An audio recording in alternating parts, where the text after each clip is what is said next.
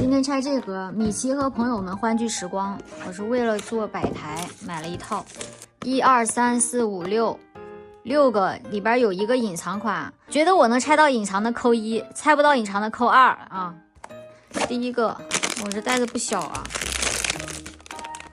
哎，这个狗叫啥呀？它是从这个电视机里边穿出来了，叫装扮电视。第二盒，哦，这沙发好大呀。这个叫小酌一杯。第三个，哎，米奇，哇，这沙发好高级的感觉啊。这叫换台能手。第四个，先开这个。我靠，这不会隐藏吧？这不会隐藏吧？不是隐藏，见鬼了！